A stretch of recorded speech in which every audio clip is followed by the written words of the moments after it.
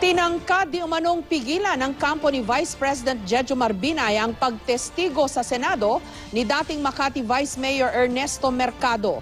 Si Mercado ang nagsabing tumanggap di umano ng kickback si Binay mula sa sinasabing overpriced na Makati parking building. Pinabulaanan naman ito ng tagapagsalita ni Binay. May report si Jamsi Sante. Dapat po ililipat namin dito yung land bank of the Ang mismong Vice Mayor ni Vice President Jejomar Binay nung siya ay alkalde pa ng Makati ang nagdiin sa kanya sa umano'y overpriced sa Makati Car Park Building. Kung ang Vice Mayor po ay nakinabang, siguro higit na nakinabang po ang mayor dito. Ang testimonyang ito ni dating Makati Vice Mayor Ernesto Mercado sa Senado, sinubukan umanong pigilin ni Binay.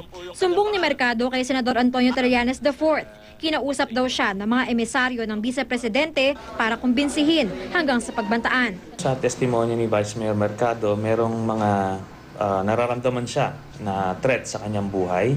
So that's one. Itong mga sumunod, may mga emisaryo ng pinapadala sa kanya, kinukumbinsi siya na pwede siyang mabigyan ng negosyo kung magpresidente na si Vice President Binay. Ganito rin daw ang nakuhang impormasyon ni Senador Alan Peter Cayetano. Kung sino-sinong ginagamit para ang sinasabi, mabigyan naman ng chance na mabuulit yung samahan nila. Si Mercado, tatawagan nila araw-araw na wag mag-testify, and then pag nag-testify, sasabihin nila sugarol. Sinubukan ng GMA News na kumpirmahin mismo kay Mercado ang mga pahayag ng dalawang senador pero hindi makontakt ang numero nito. Ngunit ang isa sa mga tagapagsalita ni Binay na si Cavite Governor John Vic Remulla, pinabulaanan ang mga alegasyon. Sabi pa ni Remulla, bukas daw si Binay na magkaayos sila ni Mercado. Wala po. Sa totoo lang po, kahit masama po ang loob ni Vice President at ang kanilang pagkakaibigan ay diskaril dahil sa politika, maniniwala naman siya sa tulong ng lahat. Maliliwagan ng papulo si dating Vice Mayor. Sa Lunes, i-inspeksyonin ng Senate Blue Ribbon Committee ang naturang gusali upang makita kung totoo ngang world class ito tulad ng sinabi ni Makati Mayor Junjun Binay. Lumalabas kasing hindi lumalayo ang 2.3 billion pesos na nagasto sa car park building sa halaga ng ilang mas malakit mamahaling kondo sa Makati. Yung 6 na floor na car park, ordinaryo lang, yung offices maganda pero ang presyo niya mas mahal pa sa 5-star hotel.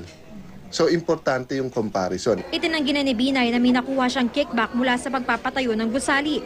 Sa Huwebes din daw inaasahang maglalabas ang Senate Blue Ribbon Subcommittee ng imbitasyon para dumalo sa pagdinig ang Vice Presidente. Ngayon po, ang kanyang pong stand ay hihintayin niya po yung mga tanong at sasagutin niya sa tamang panahon at sa tamang lugar.